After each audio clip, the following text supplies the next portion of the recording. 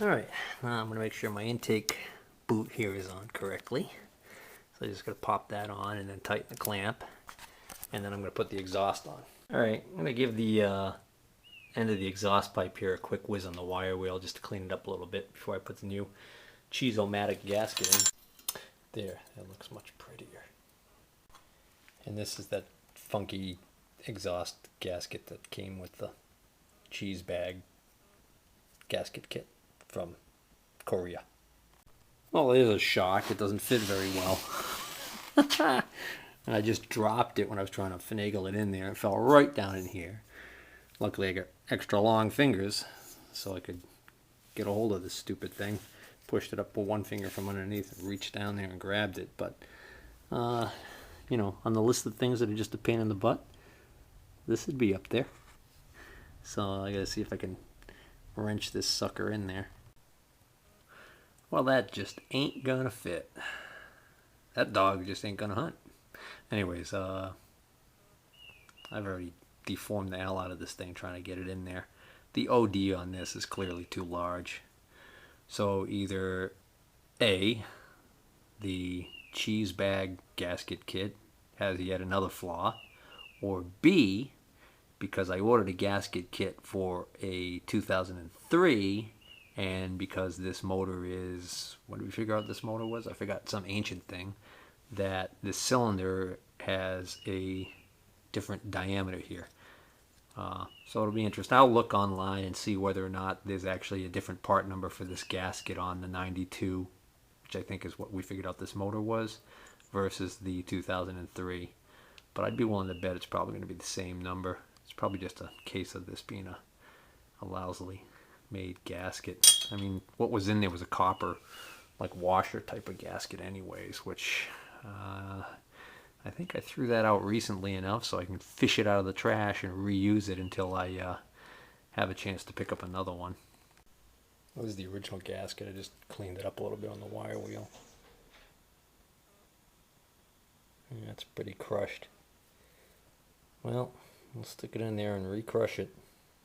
It's probably going to leak, but I can run it just for the time being to see how everything else works, and then I can always replace this later. Alright, these two cap screws get tightened to 9 foot-pounds or 108 inch-pounds, or 12 newton meters if you're metric. Oh, I can't believe I'm running out of time, but my son's got his last Little League practice tonight before opening day tomorrow, so I don't know if I'm going to make it to the point where I could start this thing today. I'm almost there, but I got to get it up out of the basement, which means getting the ramp and going up those bulkhead stairs. And anyways, let me throw the tank on. Got the two fuel tank mounting bolts, these 10mm bolts up in the front. They're also the same deal on that torque as the last ones, which was, what did I say, 9 foot-pounds, or 108 inch-pounds, or 12 newton meters again. Anyways, got those torqued, and then of course there's this funky deal here with the safety wire thing on it. That's just a matter of this sucker, this end of it hooks on down here like this, right onto that, and you pull up and get it to hook over that, which I'm gonna use both hands. Scratch that, put this on first, then stretch it down over that. Much easier. Well, it was over a week ago that I had finished putting the engine together, and I had it sitting over there in the corner of the basement, and when I went to pick it up today, there was oil on the floor underneath, and I was like, uh-oh, you gotta be kidding me. And that little bit of oil that I had poured in the top here to pre-lube the top end had leaked out, a little bit had leaked out of the bottom. First I panicked, but then I realized that what it was I had forgotten to tighten the drain plug. So it was only finger tight, and that's where the oil had been dripping off of. There's actually still a little residue there, but that's where that oil was coming out of. So I've since tightened the drain plug, and so now I want to put some oil in the crankcase. Alright, let's talk about oil for a minute. Engine oil for motorcycles, small 4-stroke engines. What kind of oil are you going to use? Well, I want to use cheap oil. Because why? Well, because I'm cheap. This is an older bike. I'm not sinking a ton of money in it. But there are certain limitations to what you do for what you use for cheap oil. So let's talk about it. Napa this week got a sale on their 15W40 premium performance motor oil. So I picked up a gallon for less than 10 bucks. So that's pretty good price. Don't want to use this in the motorcycle. Why? Well, here's why. When you turn it over and look at the label on the back, you're going to read that it meets all of these services and all this, and that, and the other thing. Yeah, right. What you want to look at is you want to look at this little logo right here, which is, I think it's standard in the United States. This indicates that this motor oil has friction modifiers in it. What are friction modifiers? Beats me. But the problem is it changes the properties of the motor oil, and the problem it's going to cause is the clutch. Okay. This motorcycle, as well as a ton of other motorcycles and ATVs, have a wet clutch. In other words, the clutch plates and friction discs are actually in an oil bath. And if you have friction modifiers, it's going to mess up your clutch. So that's why motorcycle oil is special. So if you're fortunate enough to have the money, you can buy the nice pretty quarts of oil that have the Honda name right on them and put that in there. Or you can go to a place that sells motorcycle oil more reasonably, like this stuff here. I think this might be from Walmart or some other auto parts store. But again, this is more money. But what's nice is this has, if we look at the back, well, kind of funny. This doesn't even have anything to tell me it doesn't have that little logo I'm looking for. It says meets API SL quality requirements.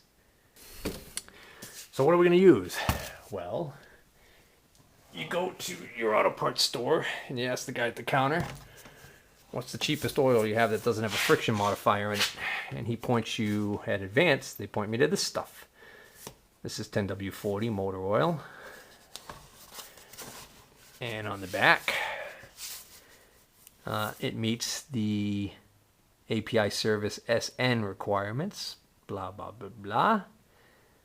And goes on, advanced auto parts, Can also be used where SM, SL, or SJ service has been specified. So if we go back to this motorcycle oil and we look on here, it says SL quality requirements.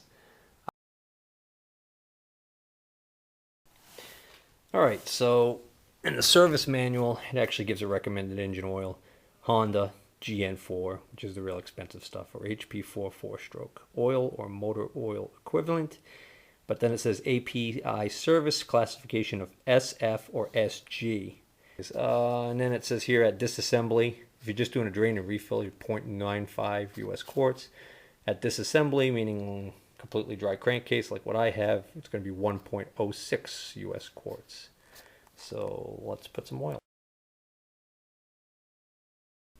All right, so I just topped off the oil, and what did I end up going with? I ended up going with Valvoline Motorcycle 4-stroke 10W40 motor oil. And on the back of the Valvoline jug here, it does talk about right there, it says meets or exceeds JASO-MA